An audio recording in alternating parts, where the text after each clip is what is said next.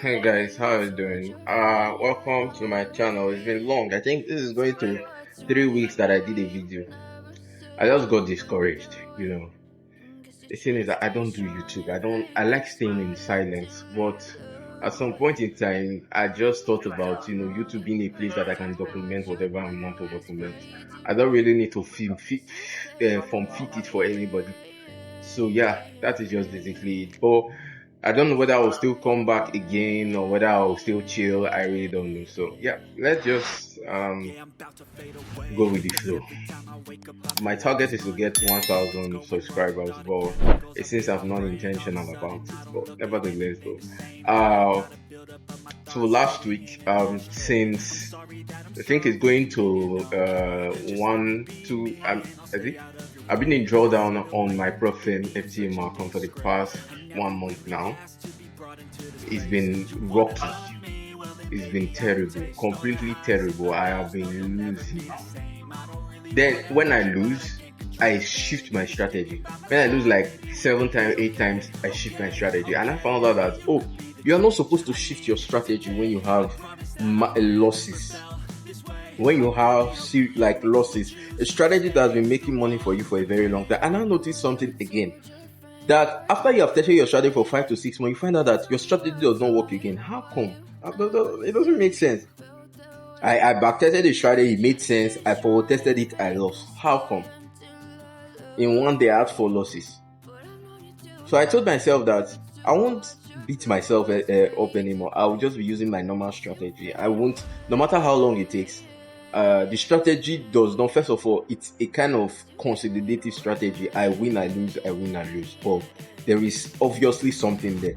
When you are losing consistently, you know that obviously your strategy is not work. But when you are, let's say, in a break-even range, you know that at least there's something you need to do to fine-tune for you to be able to use that strategy, like for you to consistently be profitable with that strategy. But nevertheless, though, we are still moving. I took a win last week too, and 1 loss. Then currently I'm in 2 trades. I will show you the trade. Currently I'm in 2 trades, and the trade is going well, but we don't know what will happen. Let me just switch to the chart and show you.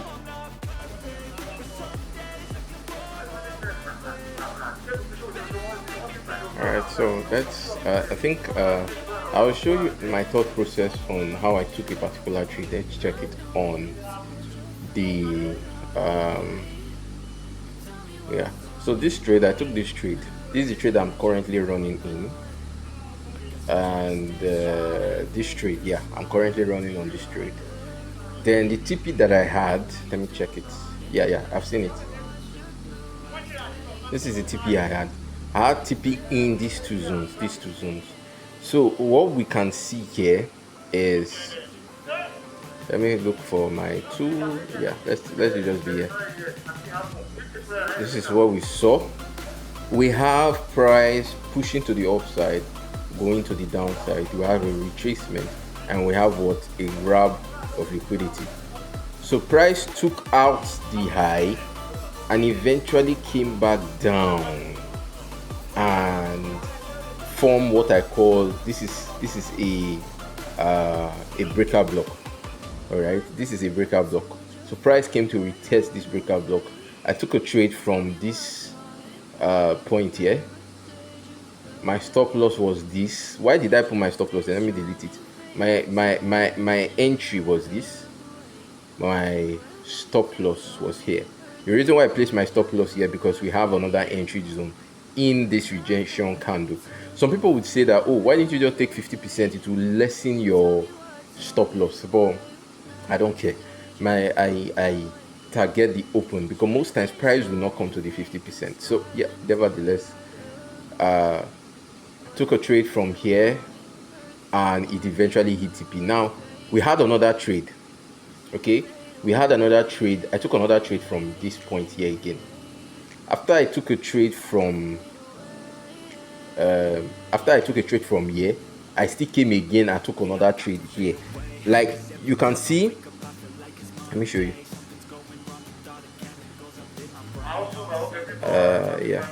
I took a trade from here, from this exact zone.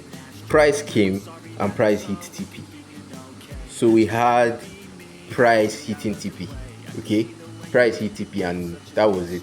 So as soon as price hit TP, I also saw another zone here, because when we have a grab of liquidity, we had a change of character. When we had a change of character, we had a BOS. So what does that tell you? Your next entry point should be here, because it's as if we are following. If let's just draw a trend line. Look at it. Can you see that?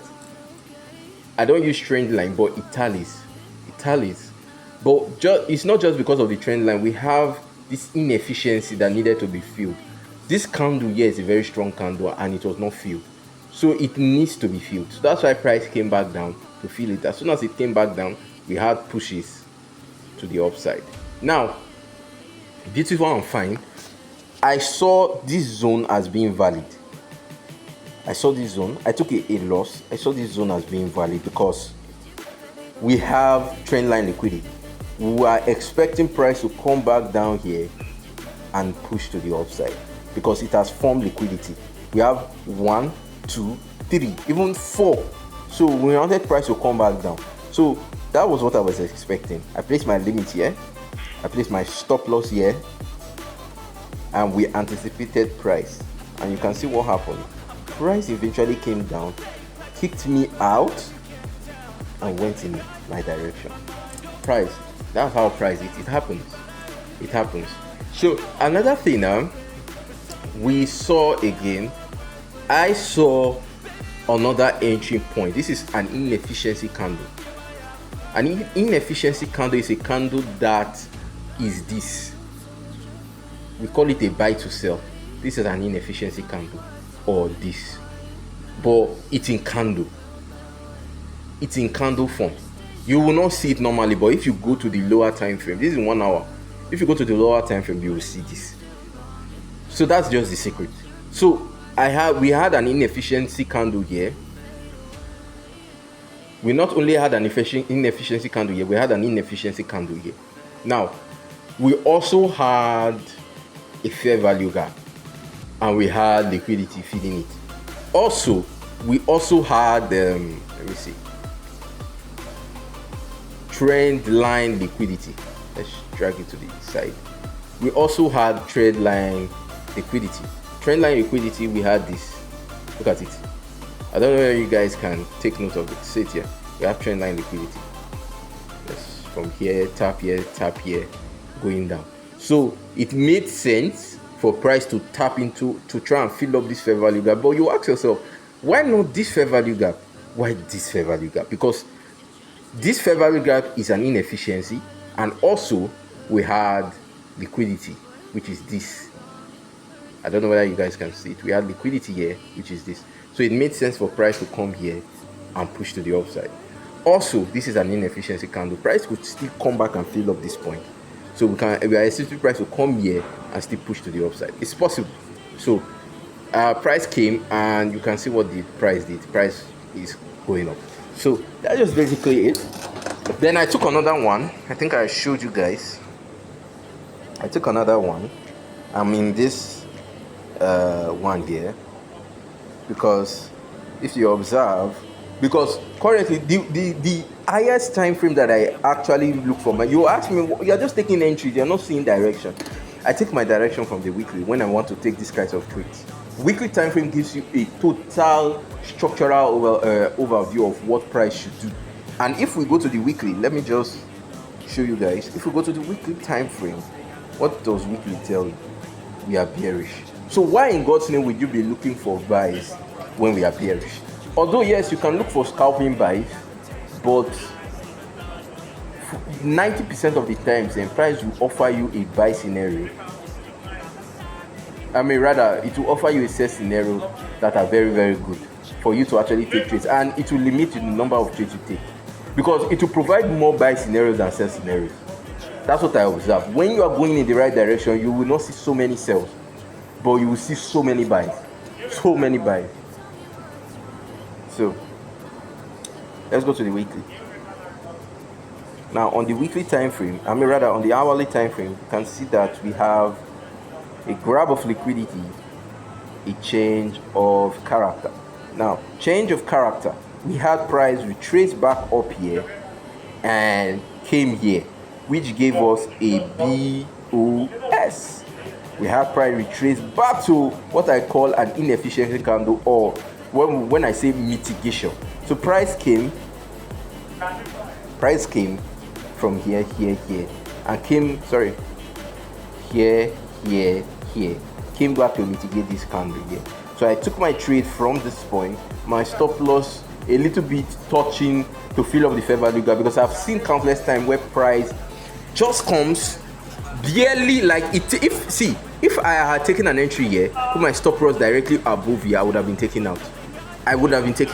But I put my stop loss in the fair value gap because I've seen that price usually comes to the, like, tries to fill up the fair value gap, and you can eventually see it push to the downside. So instead of risking your account, you can give it that exposure. So you take a trade from here, you put your stop loss to fill up the fair value gap. We also have something here, but right now this zone, grab liquidity, we have a change of character, so invalidating this zone. So right now this zone is not valid for me anymore. So it's just something you need to consciously see. So from next week, let me go to my account, let me see whether from next week I will know how price is. This is where I am currently. This is where I am currently. So we'll see how price is. We'll see what price actually does within by tomorrow. I'm just taking this is 1 to 3. After 1 to 3 I'm done. So let's see what price does. All right. I hope you guys have learned a lot. All right.